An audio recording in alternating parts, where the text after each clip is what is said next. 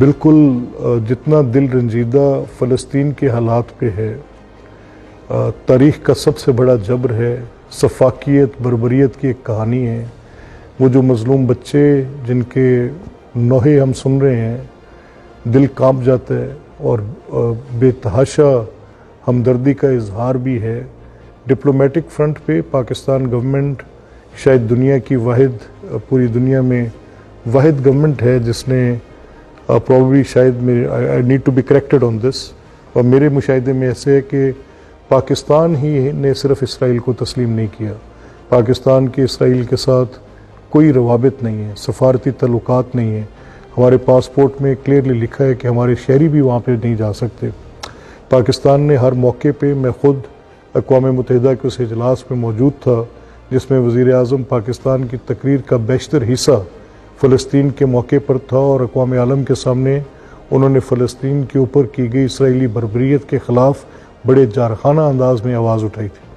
अब ये एक सवाल है कि हम डिप्लोमेटिक फ्रंट पे, उन फोरम्स पे जहाँ पर इसराइल की ये जारहियत, बर्बरियत, सफाकियत, जो जेनोसाइड वो कमिट कर रहे हैं, जो नस्ल कुशी वो कर रहे हैं, जो मैं समझता हूँ कि एक बदतरीन मिसाल है, दुनिया में इसकी नहीं मिलती।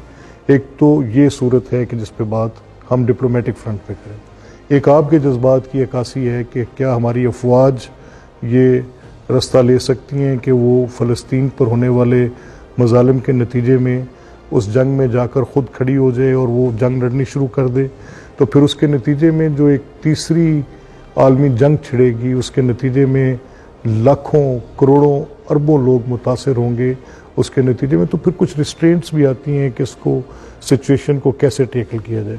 एक आम शहरी के तौर पे, एक मुसलमान के तौर पे मेरे जज्बात आपके जज्बात की बहुत कदर करते हैं, लेकिन जब बतौर हुकूमत के कुछ फैसला साज फैसले करते हैं तो बतौर इंसान या बतौर शेयरिंग द सेम थाट्स वो जो शख्स बैठा है हुकूमत में, वो शायद ऐसे उसके जज्बात इसी तरह से मुतासर होते होंगे जैसे आपके।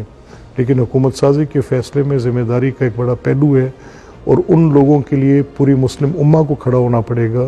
पूरी मुस्लिम उम्मा को बैक वक्त इस इसराइली बर्बरियत को रोकने की बात करनी पड़ेगी।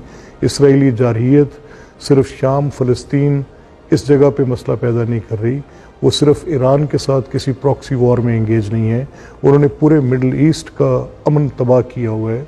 ये एक नॉन फैक्ट है। इसराइल ने ये जंगें बड़ी सुपर पावर्स की हमायत के साथ की हैं।